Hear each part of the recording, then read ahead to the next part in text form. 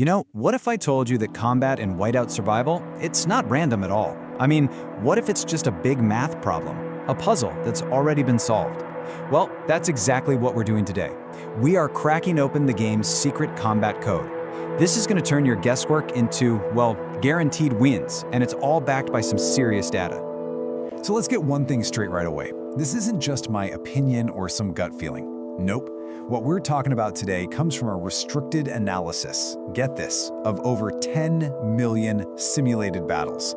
10 million, plus thousands of live battle reports. This is the hard data, the secret sauce that the top alliances are using to dominate.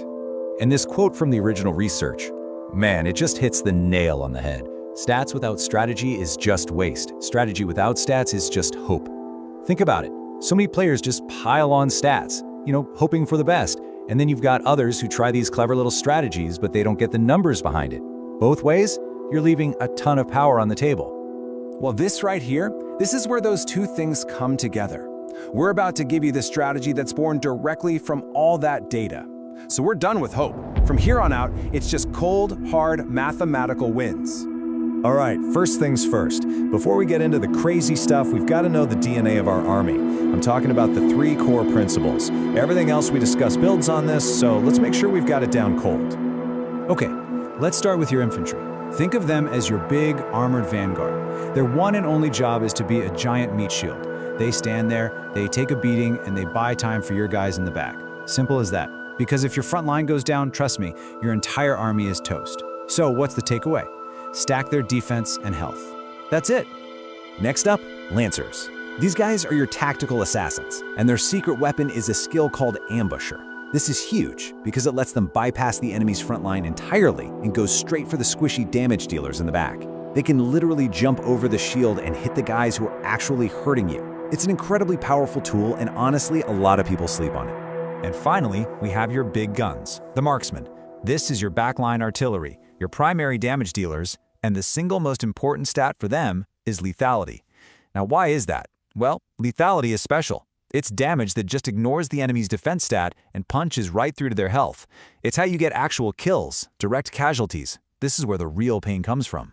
So, you've got your fields, your assassins, and your artillery. And how do they all work together?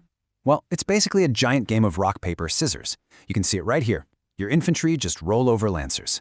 Lancers, with their ambush skill, are perfect for taking out marksmen. And marksmen, they absolutely shred through all that high-health infantry.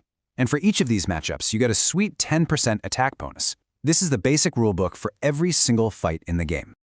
Okay, so that's the basics. Everyone following? Good, because now we're getting to the juicy stuff. The analysis found one single mechanic that is so important, so ridiculously overpowered, that if you understand this one thing, you basically understand the entire game. This is the key. It has a name. They call it the Rally Joiner Rule. And let me be blunt. If you join rallies and you don't know this rule, you are literally throwing away almost every resource you've ever put into your heroes. Okay, listen closely, because this is it. When you join someone else's rally, the game completely ignores your second and third heroes. Poof, gone. It ignores all of their gear, all their stats. The only thing that applies from your heroes is the very first expedition skill of your #1 hero, your champion. That's it. Nothing else matters. This changes everything about how you should be building your account. And this chart just lays it out perfectly. Look at the return on your investment here. Putting resources into your champion's first skill, bam, a huge, very high return. Putting resources into any other hero skill or gear, you get absolutely nothing. 0. A big fat goose egg. It's wild. Even just sending more troops gives you less of a boost than focusing on that one single skill. So, okay, now we know the secret rules of the game. The question is, what do we do with this knowledge? Well, let's get practical. Let's talk about the PvP attack playbook and the single most powerful offensive formation the data uncovered. Here it is. It's called the 50-50-50 meta, and it's exactly what it sounds like.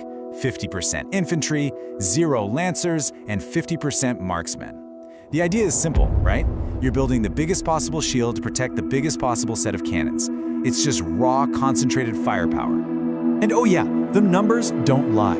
The data shows that using this 50-50-50 meta gives you a whopping 18% net kill advantage against regular balanced armies. I mean, an 18% edge before the fight even starts? That is absolutely massive.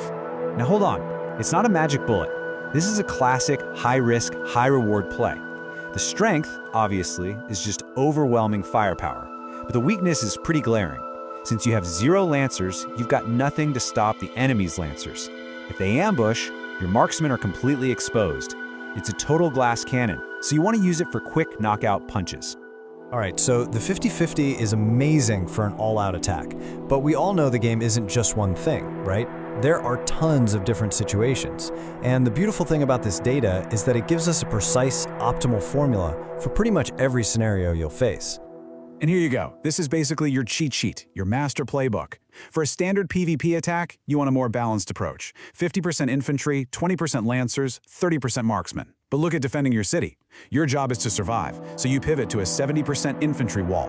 For PvE, it's totally different. A bear hunt is a race for damage, so you go crazy with 80% marksmen. But for something like Crazy Joe, where you just have to hold out, you build a fortress with 90% infantry. See? The math tells you exactly what to do every single time. So, what's the bottom line? After all this math and all these numbers, what do you actually get out of it? What's the final payoff? Well, the advantage isn't just a feeling, it is measurable. And believe me, it is huge. Get this. If you actually use all the strategies we've talked about, the analysis shows it's the equivalent of gaining 2 to 3 months of game progress. Just let that sink in for a second. This isn't just a little boost, it's like a time machine that just shot you months ahead of everyone else. And remember that rally joiner rule? If you apply it correctly, you can create what the research calls a rally god stack. And that will boost your damage per second by an unbelievable 144%. Just incredible. But it's not just about attacking. On defense, using the right hero setups creates an iron curtain for your city. This reduces all the damage you take by 32%. Think about that. You'll become so much harder to beat just by picking the right heroes. And all this certainty, brings us to one final thought. So we've seen how the data gives us a clear, mathematically best path for almost every decision. When every choice has a right answer, when winning is just about doing the math correctly, it really makes you wonder, right? Are we still playing a game of strategy, or are we just executing a solved equation?